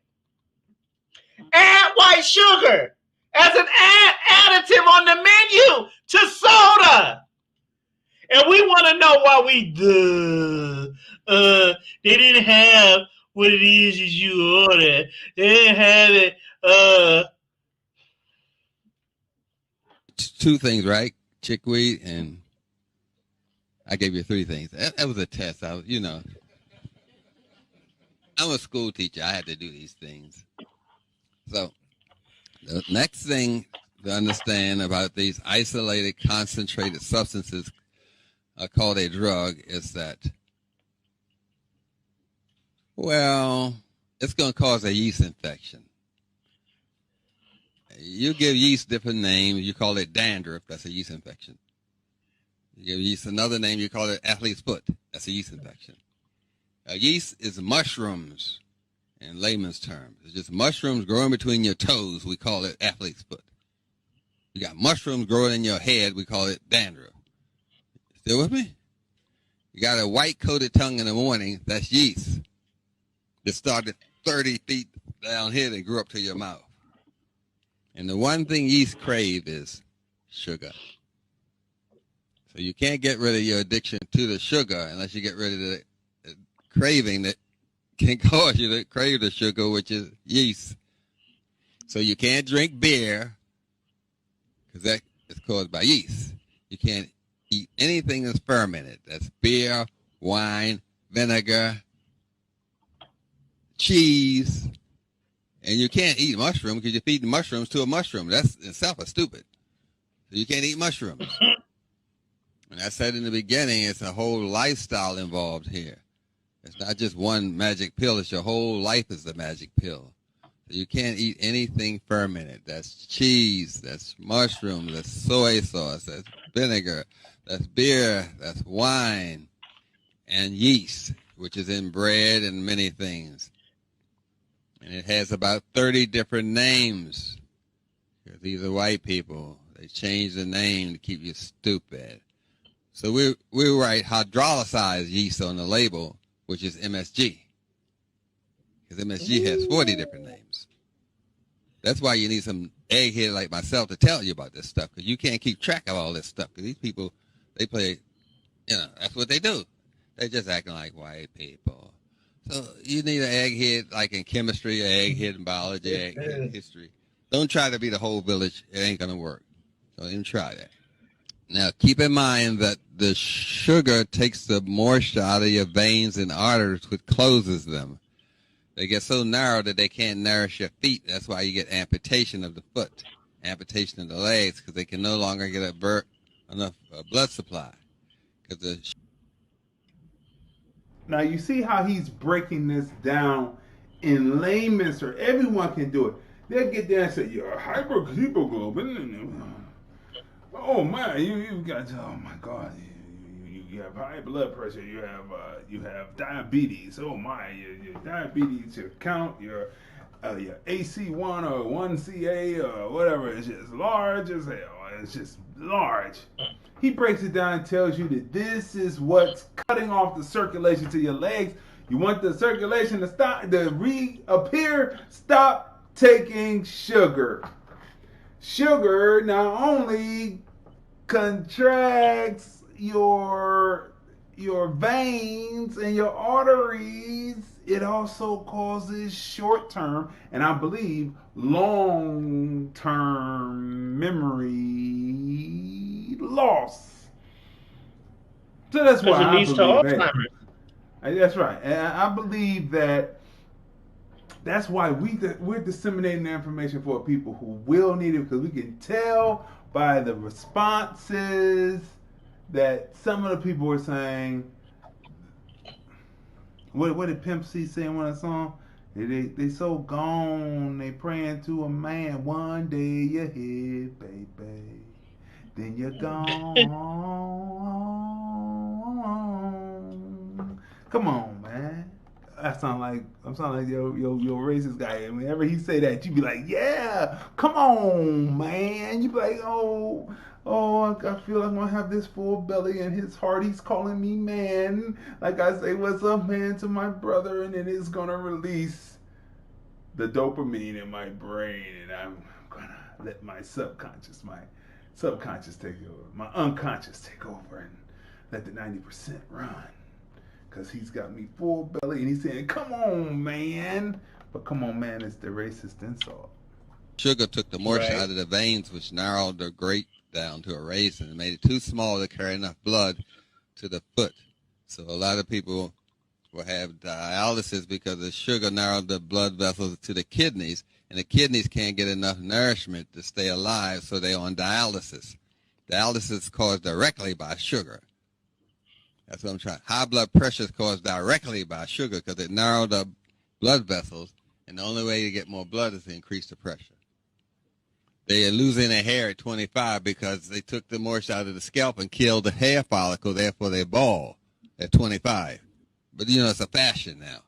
I'm just saying all this is a result of sugar. And then they can't pay attention like some people.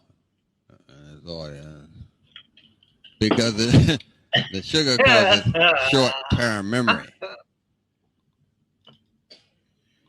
And their breath smells like a skunk fart because the sugar pulled the moisture out of the food. They can't move out of the colon rapidly, so they just breathe a turd. Then they want to blame it on that breath. Oh, my breath is bad. I can't give the breath a spanking or something like that. Crazy. So I hope that helped you. But I do have a book, Health Dictionaries. Dr. Stevenson, I got health dictionaries back then. Yeah, and I have all these remedies written down. I write down everything, so don't worry about it.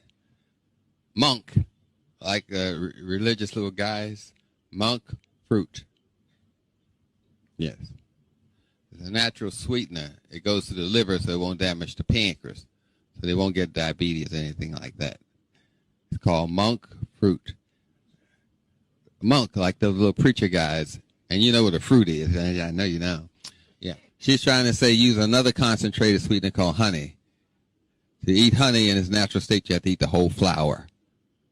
Because in natural state, honey is diluted. See, if you're eating sugar cane grass, it's the sugar in the sugar cane grass is diluted. It's water with it, fiber with it. When you take the sugar cane grass, take the sugar out, you got rid of the fiber. Because you got to do 15 feet of sugar cane grass to get the amount of sugar in a Coca-Cola. I'm just saying, there's no way you can be a diabetic if you eat it in its natural state. But honey, no. You may be able to get away with a herb called stevia. But it leaves the aftertaste of chlorophyll. So a lot of black people don't like that aftertaste. That's why I said monk fruit. And second would be stevia. Agave fruit is fine. No, I said agave fruit because the sugar in agave fruit is diluted with water and all that other fiber. But once you made a syrup, that's a concentrate. That's a drug. The thing is, with post-traumatic slavery trauma, better known as being a nigger, you have addiction to failure. You don't like to fail, and you don't like success. It sounds kind of weird, but we run away from success and we run away from failure. You can't criticize a black person too much because they run. I'm just telling you, don't even do that. Let's pause that for a minute. I wrote it down. What did he call it again? He called it post-traumatic slave post-traumatic slave syndrome. In other words, being right. You run from success, but you also run from failure. It's like, who are you? And then you add in and don't criticize people. That's what it is. They don't want to hear it because it has to do with that stomach, heart, mind hookup, right? And we just told you that at the beginning of the meme. Do you remember that we told you that?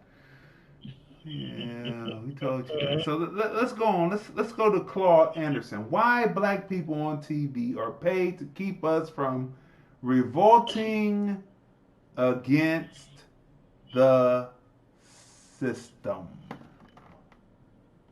Virginia then said now that we have a unified white community, they then broke up the black community by passing what they call meritorious manumission in 1710. And what that says now is to make sure that blacks never have a strong sense of community, a unified self, we will grant meritorious manumission. That's why all these southern states had meritorious manumission laws to any black who goes against his own people. Which in effect said that blacks could be freed. That's right. To enjoy rights and privileges in the society for becoming traitors to their own race. Right, as a free black. But it would never could be comparable to a white. Right. So when that law was passed, then we found that a black could be rewarded for squealing another black, what we call crabbing. And out of a possible 150 so-called insurrections or revolts, slave revolts, a black person squealed in every one of them. Meritorious manumission law, 1710. Look that up. Meritorious manumission laws, right? That's where you would be granted something for being a good Negro. I might get that jet. Get the jet. Is the jet coming? Is the jet? You got to send the jet. You're going to be rewarded for being a good Negro. Meritorious manumission, 1710. It has never come off the books. It is gone through generationally. I've never seen so many people who believe in meritorious manumission for their people. Remember, we talked about deviance and defiance. And I talked about the Fargo 4 episode where the Italian boss leader comes in to talk to the imprisoned, the ones who are in jail. They're not in prison, they're just in a holding cell trying to get bailed out. And he says that I can do the same thing that you do, and I'm seen as law-abiding. It may be just a little bit, translation, defiant, but I'm law-abiding. You, on the other hand, you're seen as criminal. You are a deviant. You are practicing deviance. Go back to our shows. We've broken this down already. How does it feel to be practicing meritorious manumission, the 1710 law, never taken off the books? And your children, your offspring can be gunned down, and all the people. This is what this is about. They can be gunned down. You can be as good as you want to. They could be as good as they wanted to be. They could be in a place, and here comes a race soldier or a police officer that's having a bad day, and they can be gunned down, and they will be seen as deviants because they are seen as deviants because the Caucasian in his weakness sees all people who are American black or people who are black in the diaspora as deviant. Right? But you've done this meritorious manumission, but you have not killed and gotten rid of the problem of those who, like Biden, who would give a little black kid a pin of the flag, but when he got a certain age, he would see him as a super predator. Let's continue. So you're really not doing anything by voting because you didn't ask for anything. You're just in meritorious manumission. Look it up, 1710. Let's continue. Okay, and he was rewarded for squealing on blacks. That's where you get the crabbing in the black society. Which is why there was virtually never a successful black That's revolt. Right. But see, and that kind of a system was never used against any other group in this country.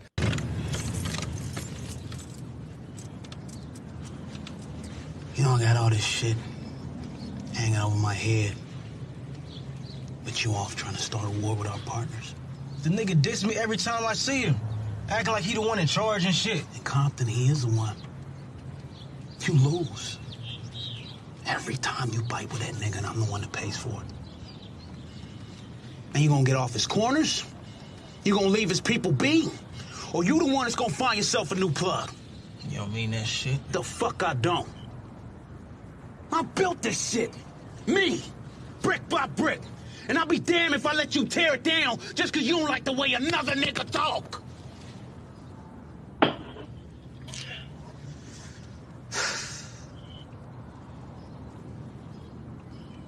Drive, motherfucker! Alice Johnson has been just incredible. Alice was given a life sentence, and you spent about 22 years, and for something that today a lot of people wouldn't even be going to jail for. And we found out about it, and we gave a commutation.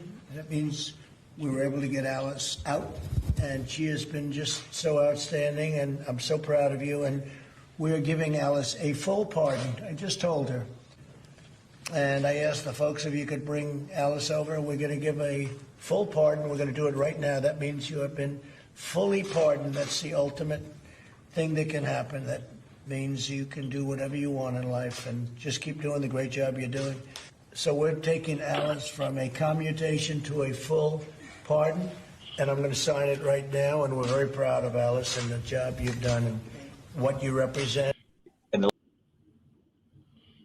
Shouldn't you be proud? Or shouldn't you be happy about that? Shouldn't your full gut, shouldn't that pull on your heartstrings and it go to your mind and you say, using your intellect, say, he's doing something and freeing people that Biden and Obama didn't do. I'm just looking at it because, like I said, we don't have any dogs in this fight or in this hunt because we're not voting for either one because we are not in meritorious manumission. We are not Dixiecrat coons. We are not Repub coons. We are not independent coons or nonpartisan coons. We are American black people and we are looking for the policies.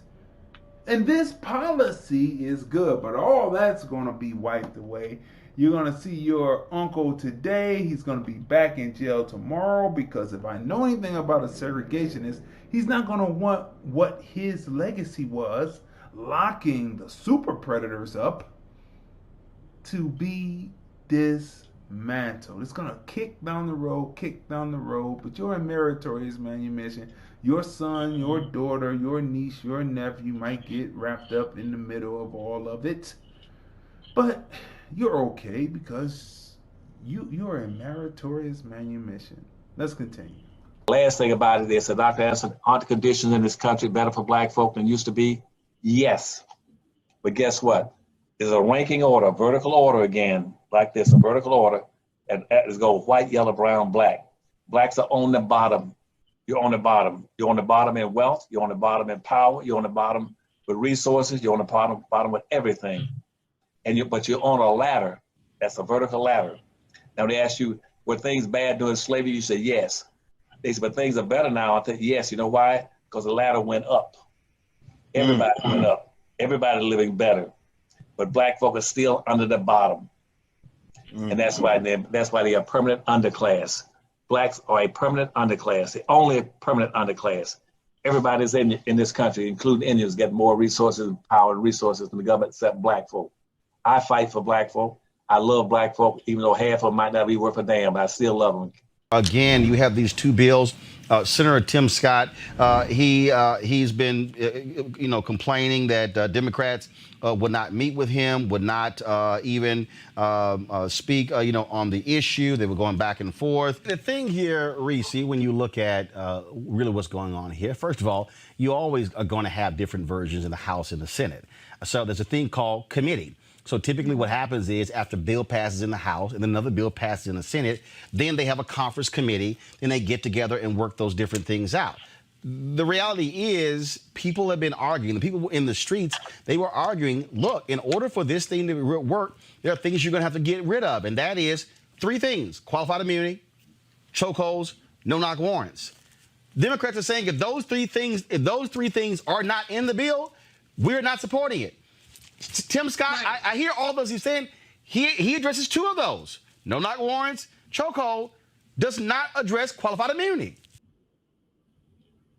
So when Bill's now, he just told you, Roland just told you that we've been telling you on the show. He threw in the extra words about committee. I just said that the House and the Senate get together and they iron out the bill. So it's going to committee, right? So he adds that element to it. I swear that as I've been listening to more Roland lately, and I swear that they're listening to us, because it seems like every week or so there's a topic that we talked about like 3 weeks ago and it hits, right? Well, that's like 5 weeks later. But anyway, look, the Dixiecrats in the Senate, that includes Kamala and Corey, along with the other white senators, rejected this bill over it missing one element. The House bill had that element, and if they had come together, it would have been merged. Meanwhile, while they're arguing over that and say, wait until Biden gets in and he kicks down the road, look what happens in the real world while they're up there on Capitol Hill playing around and playing politics with American black lives. Look what happens in the real world.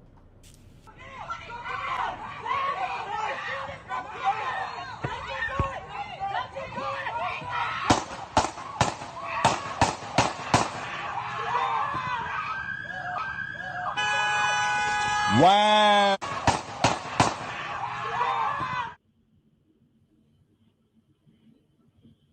That is what's happening in the real world. That was a few days after, maybe a week after, they scuttled the Senate bill and started propping up the House bill and said, well, because the Republicans are never going to do the House bill. Yeah, because you told your Democrat colleagues, your Dixiecrat colleagues on the Senate side to turn away from their bill when you know how government is supposed to work. You're playing games. These officers would have automatically been picked up because of this bill that had teeth, but you're playing politics and you're voting for them playing politics, right? Listen, that's it for today. We went all the way down to the wire. We will see you tomorrow with another episode of #ObservationsTFR TFR by Crazy D with my special guest host, Tanya M. Congress. We'll see you tomorrow. Here's the thing about your movie, why I made the curator's pick of the Hollywood Fringe Festival. Community, heart. Crazy.